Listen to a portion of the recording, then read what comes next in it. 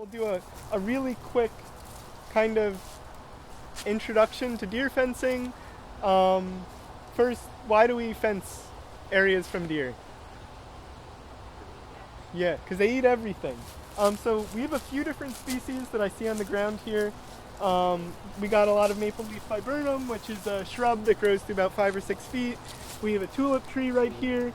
This is the biggest organism in Westchester.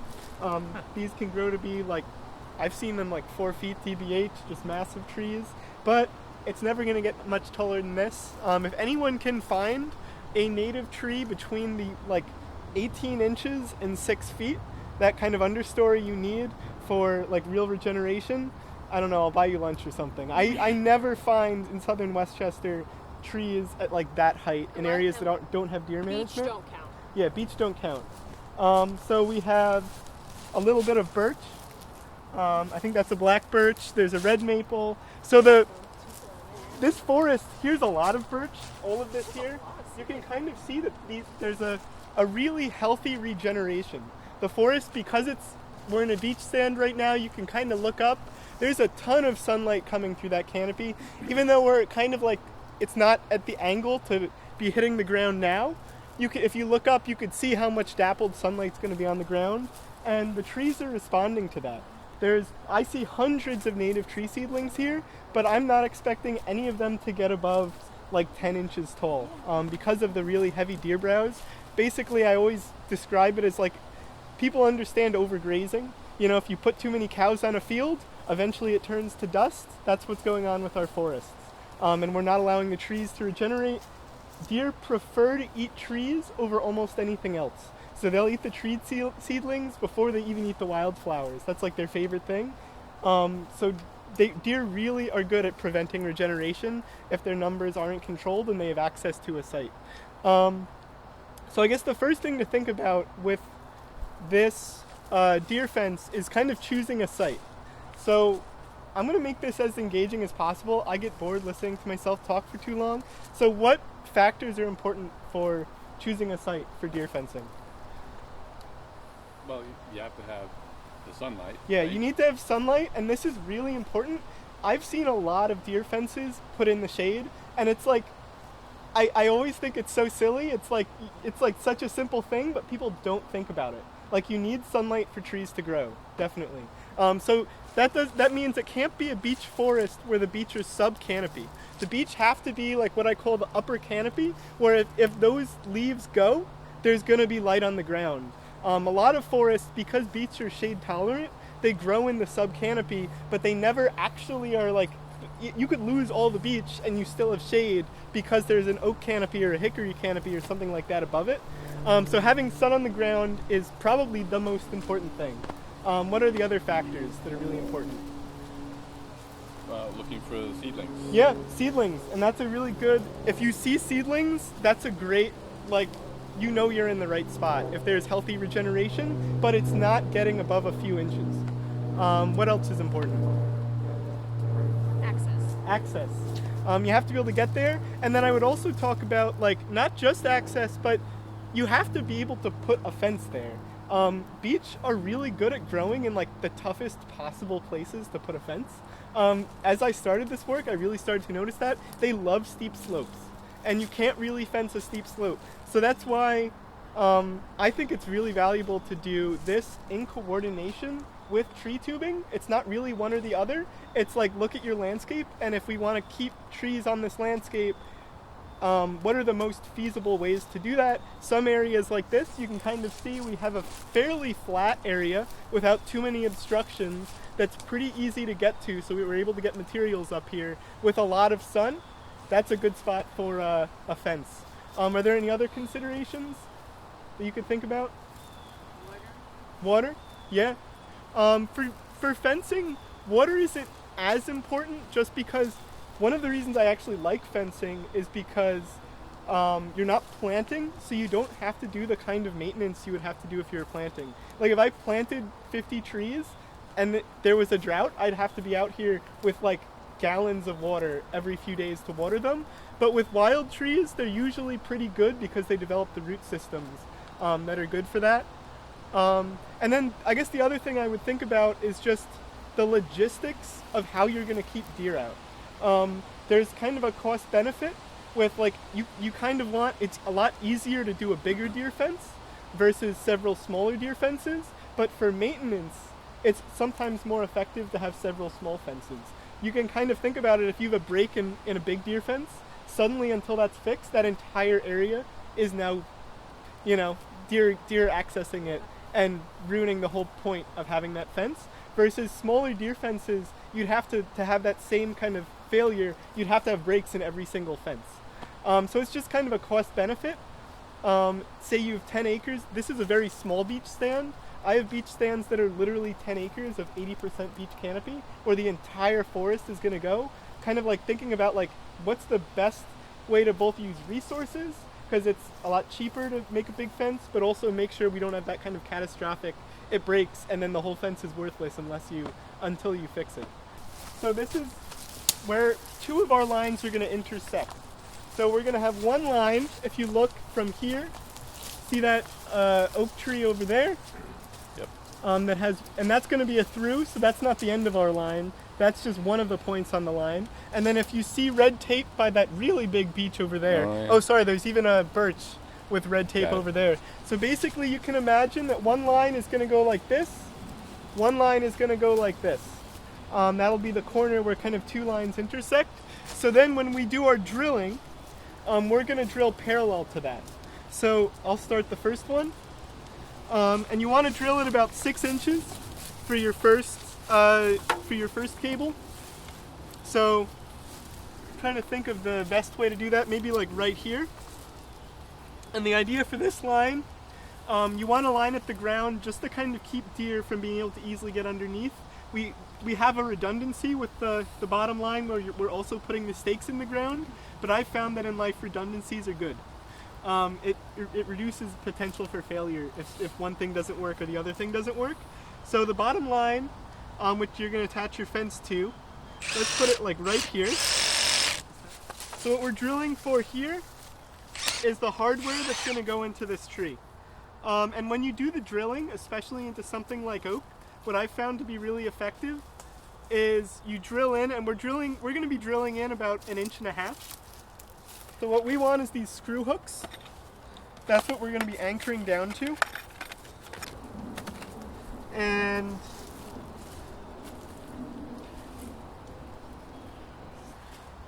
so what now we're going to do, we're going to put one of these hooks at 7.5 feet facing this line, and then we're going to do one at 7.5 feet facing this line, and at 6 inches facing this line. So the steps of building a deer fence, at least in this type of deer fence, you drill the holes, we install the hardware, and we'll also be installing the hardware for the supports, and then we install the cable, and then you install the fence onto that. And as I've noted, the pass-through trees, these trees have one line of tape. The corner trees have 2 tapes. So basically, whenever I do a deer fence, I kind of walk the whole area, decide which trees are going to be which, exactly how the fence is going to be laid out. When you're doing the pass-through trees with this technique, you're not going parallel, you're going perpendicular. So with the ends of the line, you always want it to be parallel because the line's going to be going right out that way. But with the pass-through, you don't want the line rubbing against the tree. Does anyone know why you don't want that? It could damage the tree, but the tree will like eat your line. You're never going to be able to remove it. Imagine 7 years from now, I've seen people do this. The line is in the tree. It's not going anywhere. This keeps the line off of the trees. So like the line is never touching a tree. It's always going through your hardware outside of the tree. Yes, I always do it on the external side. So can you guys do it on this side perpendicular? Do one hole at 7.5 feet and then one at 1/2 foot. So I always like to have like a decent support. I wouldn't want to run a line 100 feet with there's nothing on that line supporting it. So I purposely try to find ways to have it past trees so the trees can act as posts basically in the woods. So, and we have this specific like dimensions, like sizes of these equipment in the supply list. These are 1/8 cable clamps and 1/8 thimbles. So here's the thimble. What this does is it basically forms like a line, so you can put the cable around that to make your loop. So with this cable here, and we use 12 gauge cable, on one end of it, I'll just make a loop. And then, see how you have this tail? What we do with this tail is we cable clamp it. So, has anyone ever used these before? All right. They're really annoying to do by yourself. I'm going to pass this to you guys so I don't have to do it, and also so you get the experience. Who wants to do the first one? All right, so I'm going to give you this. And then you need to have someone helping you. You can do it by yourself, but it's really annoying. So, Jess. So, what one person's going to do is they're just going to hold that loop together. And if you guys want to come and look, and then you would not imagine how many of these little nuts I've lost in the woods. Oh, yeah. So what you do is you take this like that, and then you put this here, and then you tighten down the little, I'll pass this to you, and then you tighten down the little nuts on it. The other way though, you pop it around the other way, Like this? yep, and then you tighten down the little I see. nuts. This is And we hard. have a tool to tighten it. Alright, so you find the right size socket wrench, and that should tighten it nicely. You don't want to over tighten it. Do you know why you might not want to over tighten it? Because you need to undo it? No, because it will actually cut through the wire completely. So once it gets really tight, stop. And I've actually cut off loops by tightening it too hard. But that's just something, if you do it, it's not a huge catastrophe, but it might be a little annoying. And then the next clamp goes, what, like right below it? Right below and Like here? opposing. So you want to have it the opposing direction. That way you're kind of getting it from both sides. You kind of have a better like clamp down. Double?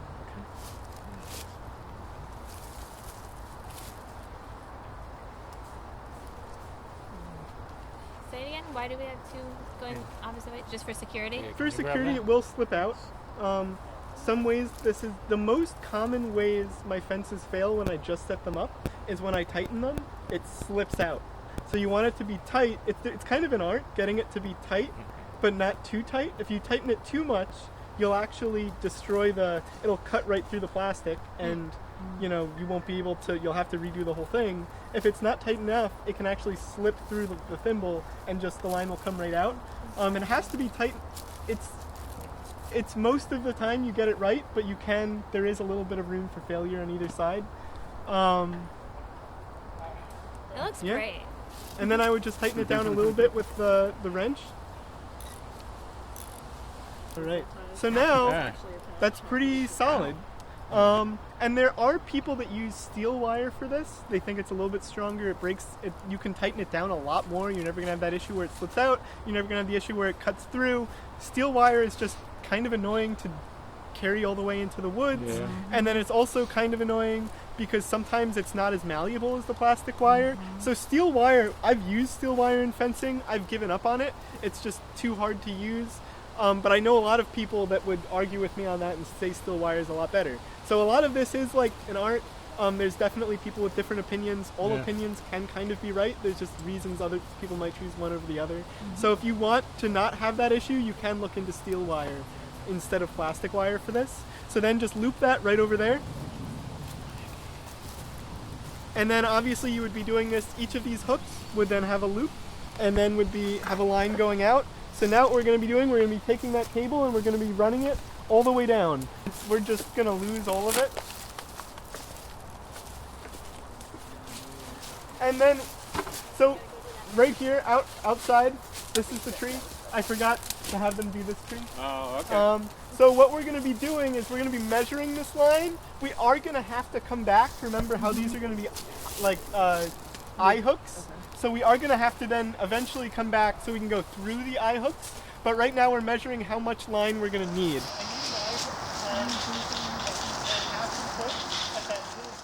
what I do is I kind of hand tighten it, and this actually, it helps.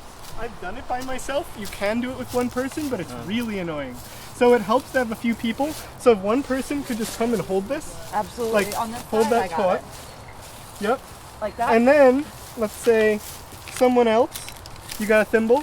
Where's our clamps? I do not know. Can someone grab clamps? They're probably in the bucket over there. So then what we do is someone's holding it taut, so then let it loose for a sec. Let's see. We want it to match up well to here with the minimal amount of tightening. So I might want to pull it a little bit tighter than that. You want it to be hand tight. And then we'll tighten it with one of the tighteners that we got. So now like that, basically. Okay. This has already been strung through all the eye hooks, Yes. right? Yes. All right, yeah. So that's the only thing that we need to be doing. Through. And then you would have your cables, and you do basically the same thing, but it's basically like a second person is really helpful here on this side. Versus before, there's no tension you're working with. So it's a little bit easier to do it by yourself. Yeah. And I mean, this is it. Like, once you've done one cable line, you know how to put up the fence. Because everything after that is super simple. It's just, Do you want me to if you hold can it? do, I got it I think now. But if you can do the cable line, you just replicate the cable lines at the, at one at the height, one at this height, and then you just do another cable line, another tall cable line. And once you have the cable lines, putting up the fence is so easy. All right, so once the cable is attached to the corner trees, right now it was just hand pulled, so it's kind of slack, not sufficiently tight for our purposes. So there are different ways to get that tension that we want. So John has used ratchets on the trees themselves. This is a technique that we're piloting here. So this is an O-ring tightener. Trident makes them. And the concept is simple. You basically just feed the cable through this device. This is our tightener tool. You do need the tightener tool, otherwise this process does not work. And And how do you use the tightener tool in detail? how do you use it? So here on the O-ring, we basically have a little hole that the tightener goes through. We use this to pull and reel the cable, so we're going to get several passes through here, kind of like a fishing line, a fishing reel. Once it gets to the desired tightness, we want to lock it in place using these things right here. So we're going to basically prevent this tool from unwrapping, and then we use this to lock this spool in place, and then we are good to go. That is the concept. And now the practice of it, we shall see. So there's a groove here, and that's where we start. So just for everybody's safety, we want to stay out of this plane where the tension is in case there's a snap. We have, the last time me and Taro did this, it snapped the first time. So, and by snap, it came out of those loops. Yeah. You know what I mean? So those, Yeah. it released from the loops. So that's what I meant when it's like, you don't want it to be too tight, but you can't be too loose either. There's an art to it. And it took us a couple times when we did the practice line to get that just right. So that's probably, honestly, the trickiest part of the whole thing is not too tight, not too loose, getting that tension just right. So there we go. You're almost locking it in place. It's locked there. in place. Yeah. So using these, Yeah. we're locked in Got place. And now we want to prevent it from unwinding. So we take this little horseshoe guy. Yeah, and then pass it through both sides. Except I can't see the. There you go. There we go. There we go. And moment of truth.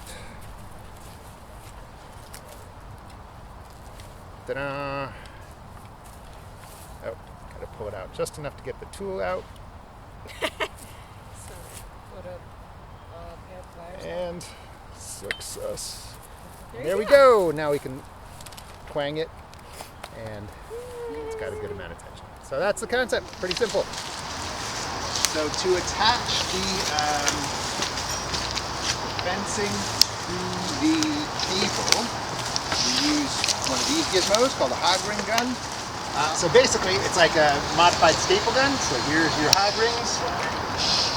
You want to thread them here between the two plastic pieces, and then they basically loop around, pull the trigger, and it turns that staple if you want to try it. So if I can get someone to help hold things in position, that would be wonderful. Maybe even 2 people. Basically, we're going to unwind in this path as we go. When John gets back, I'm curious to hear if he has a different approach to this, but this is how I would go about it.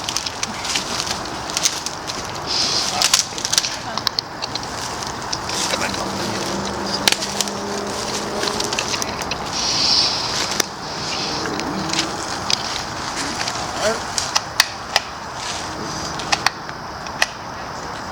There we go. Simple as that.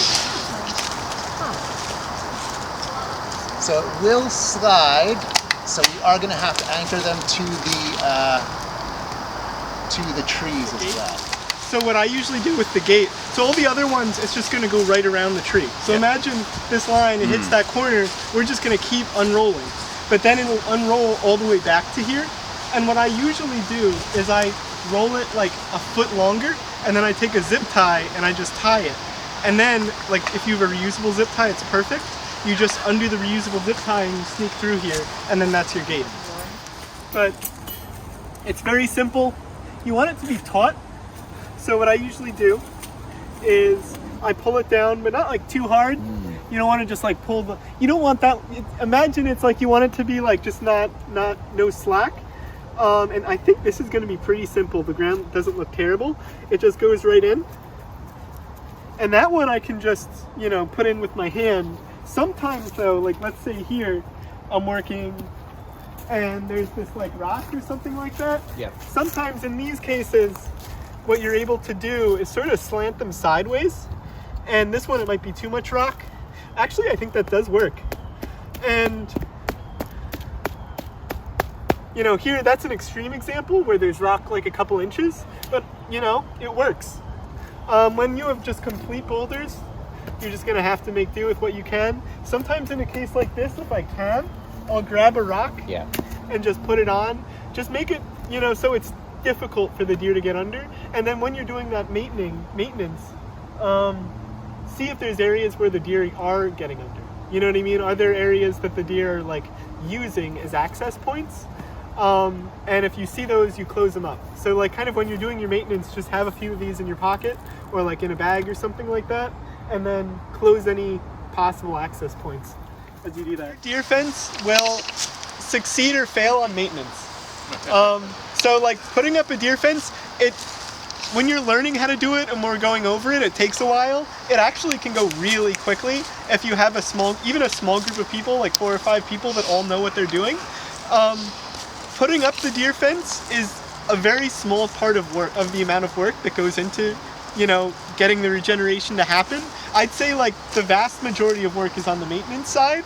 So branches, especially because we're working in areas where the forest is decaying, branches are gonna fall. Some of these big branches are gonna fall, guaranteed take out parts of the deer fence. Deer will sometimes try to jump over the deer fence and fall onto it. I've had that happen. I've also had deer run into the deer fences. Hopefully flagging them makes that a little bit less. But you should expect these to break, you should expect them to fail, and the idea is you maintain them, I'd say every 2 months, have someone walk the outside and just make sure everything is good, and then maintain them as they break. And every technique that you use to set up the deer fence you could use with maintenance. Like with plastic line, honestly I would recommend just running a new line if the line snaps. And then often what happens, the fence might come off of the line, so that's a very easy fix. You just re-hog ring it. I've never seen the hardware fail, so like you generally wouldn't have to replace that. It's either the line or the fence that breaks. Zip ties can be really useful too. If like, for example, something like runs through and like somehow manages to break the deer fence open, just being able to zip tie things together can be very helpful. But definitely anytime you put out a fence in the woods, there should be a plan for maintenance. Volunteers are really good. Having volunteers that are willing to walk these, and I would love to create more ownership where it's almost like adopt a fence. You know what I mean? Like there's a volunteer that like, this is your fence and you walk it every 2 months, which is a pretty easy amount of work. But you can imagine if we end up really scaling this up and there's 30, 40 fences throughout Westchester, it would be a huge task for staff to maintain all of that, but fairly simple to have a core group of volunteers where they go out once every 2 months and just check it. And if there's something they can't fix, then you'd bring in the staff to fix it. Their expertise. We want to see on the ground work. That's kind of like how we're judging the success or failure of this, is like, are we actually restoring beech stands? And everything is kind of leading to that like on the ground work. We want to make sure these forests, as they degrade, we're not losing the forest. Even if we're losing the beech, we're not losing the forest as it goes.